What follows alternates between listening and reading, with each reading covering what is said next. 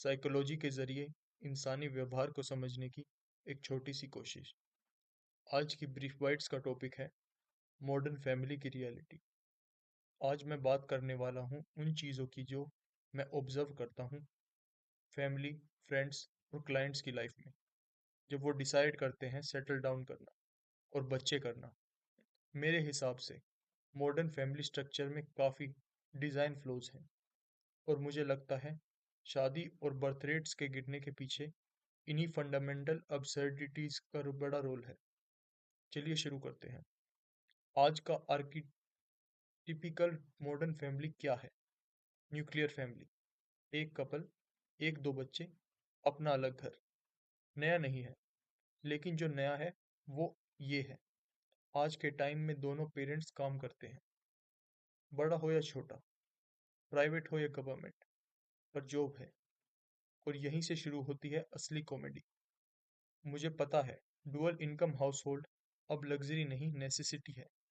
एक इंसान, ट्रेडिशनली आदमी, के लिए आज के ज़माने में इतना कमाना मुश्किल है कि वो वाइफ और बच्चों का पूरा खर्चा उठा सके। लोग जो करना पड़ता है वो करते हैं, लेकिन ये भी मान लेना चाहिए कि ये इकोनॉमिक नेसेसिटी लार्जली तब बनी जब औरतें मास लेवल पर वर्कफोर्स में आई। जब लेबर सप्लाई डबल होती है तो नेचुरली उसकी वैल्यू हाफ होती है, स्पेशली उन सेक्टर्स में जहां आदमी और औरत सेम काम कर सकते हैं।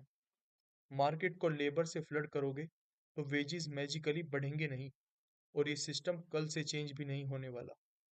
अब मान लो कोई औरत डिसाइड करे कि मुझे घर पे रहना है, सिस्टम को कोई फर्क नहीं पड़ेगा।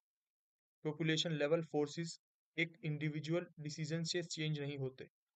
इसका मतलब सिर्फ वही वुमेन रियलिस्टिकली घर बैठ सकती है जिसका partner already significantly above average earner हो। यहीं से शुरू होता है मॉडर्न मेड सिलेक्शन का हाइपरगेमी इफेक्ट। एग्जाम्पल ले लो। मान लो 1 in 6 women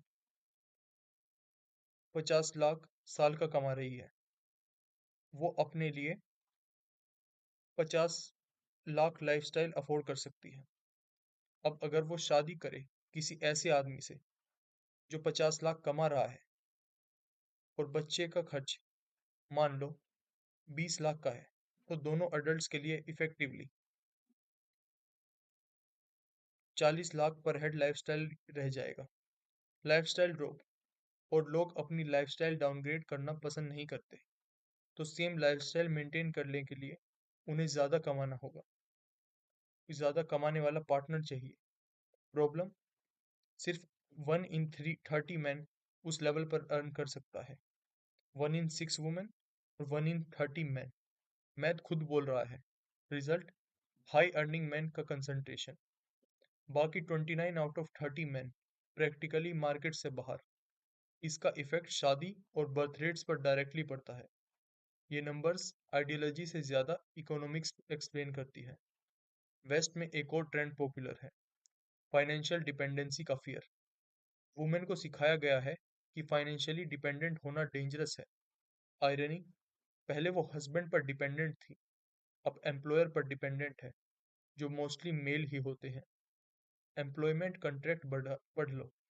at will arrangement, employer के पास पावर, अगर जॉब चली गई तो स्क्रैम्बल करना पड़ेगा न्यू एम्प्लॉयर के लिए, सर्वाइवल के लिए।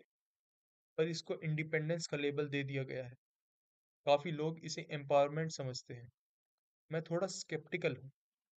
अब असली सर्कस शुरू होता है जब dual income nuclear family model implement होता है। बेबी पैदा होते ही हैंडओवर हो जाता है इंडस्ट्रीज को। Night nurse, Naini, day care, baby seater, और ये सब चीप नहीं होता। तो सिचुएशन क्या है मॉडर्न फैमिली में? आदमी काम कर रहा है पैसा कमाने के लिए, ताकि वो एक औरत को पे करे जो उसकी वाइफ नहीं है, ताकि वो उसके बच्चे रेज करे।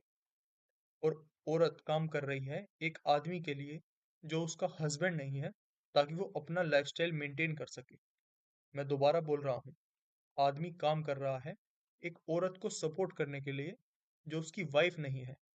वुमेन सर्व कर रही है एक आदमी को जो उसका हस्बैंड नहीं है। फिर सवाल आता है, तो फिर ये पूरा जुगाड़ क्यों? इतना कॉम्प्लिकेटेड और एक्सपेंसिव सिस्टम क्यों, जब सिंपलर ऑप्शन हिस्टोरिकली अवेलेबल था? ये कोई बाइबल थंपिंग कंजर्वेटिव्ज्म नहीं है। बस इकोनॉमिक लेंस से देखें तो लॉजिक यही पॉइंट करता है। प्रॉब्लम, एवरेज लोग अफोर्ड नहीं कर सकते सिंगल इनकम अरेंजमेंट अगर एक लाइफस्टाइल मेंटेन करना है तो सॉल्यूशन क्या है? आदमी के लिए अबव एवरेज बनो, वेल्थ और अर्निंग कैपेसिटी इंक्रीज करो। अगर तुम 1 in 30 बन गए, तुम्हारे ऑप्शंस ड्रास्टिकली चेंज हो जाते हैं। औरत के लिए सिंपल डेमोग्राफिक सॉल्यूशन, जवान एज में बूढ़े मर्द से शादी।